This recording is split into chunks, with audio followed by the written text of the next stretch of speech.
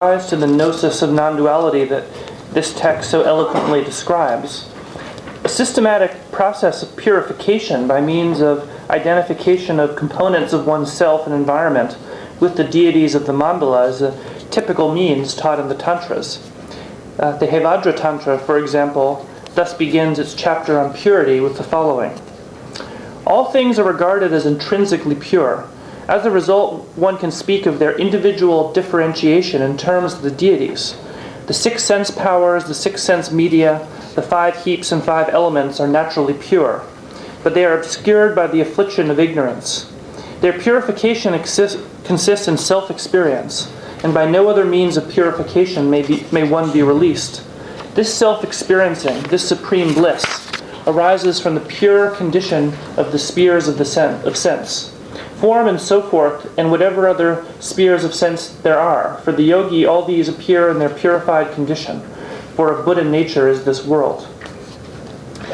The way this idea relates to actual meditative practice is worked out in the sadhanas, which are meditation guides meant to be recited while meditating, a sort of personal liturgy. For example, a sadhana of central importance in the Chakrasamvara tradition is Luipa's Chakrasamvara Abhisamaya. It begins as follows. First of all, the Lord of Yogis should meditate on the 4 divine abodes. Then one should give rise to the pride of the 5 aggregates. One should see Vairochana in the form aggregate, Vajrasurya in the feeling aggregate, Padma Narteshvara in the cognition aggregate, Vajraraja in the conditioning aggregate, and Sri Heruka Vajra in all Tathagata states. Mohavajra is in the 2 eyes, Dvesharaja in the 2 ears, Irshyavajra in the 2 nostrils, Ragavajra in the mouth, Matsarya Vajra in the sense of touch, and Aishvarya Vajra in the sense media. The earth element is Patani, the water element is Marani, the fire element is Akarshani, the wind element is Narteshvari, and the space element is Padma Jvalini. Thus there is purification by the deities of the aggregates, elements, and sense media.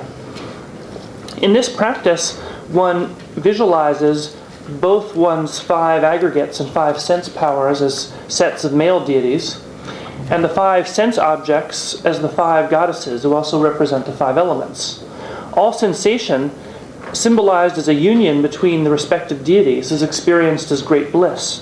This implies that all experience, no matter how attractive or repulsive, pure or impure, in the conventional sense, should be experienced as an experiential uniformity, ekarasa, of great bliss.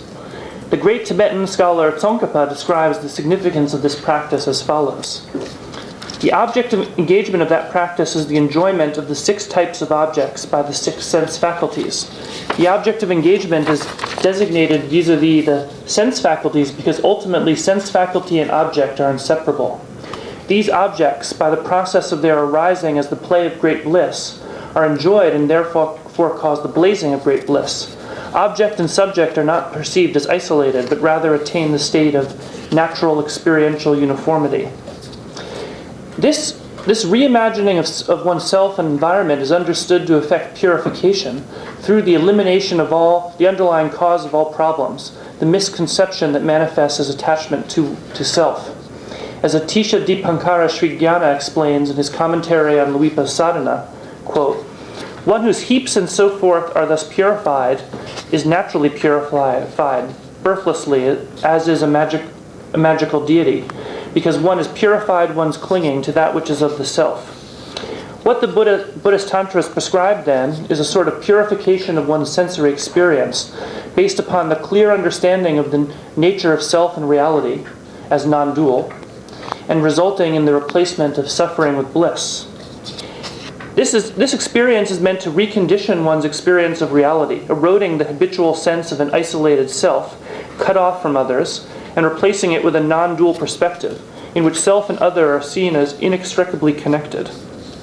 This transformation is effected via the medium of deity yoga, in which one's experience of self and other are transformed in the divine environment of the mandala into the experience of self-experiencing both object and subject as united, giving rise to a sense of great bliss. The Samvarodaya Tantra accordingly states the following. One who abides in the concentration of Sri Haruka will attain the state of clear light. It will be a non-discursive state due to the union of sense, subject, and object. Awakening to the purity of the objects of sense, one abides in all modes. In conclusion, the basis of tantric ethics is, I would argue, the non-dual perspective in which no absolute distinction between self and other is recognized. This perspective is cultivated in tantric meditative practices, such as meditations on the mandala. These meditative practices are not ends in and of themselves, but are intended to permit the practitioner to transform her ordinary mental attitudes characterized by selfishness and the projection of blame onto others. In place of this, these practices seek to cultivate a deeply compassionate attitude, allowing one to spontaneously manifest the great compassion of an awakened being without engaging in the ordinary moral calculations that weigh self-interest against the needs of others. This ideal is based upon the vision of the interdependence of all living beings, and its expression is the true goal of all tantric Buddhist practices, at least as I see it. Thank you very much.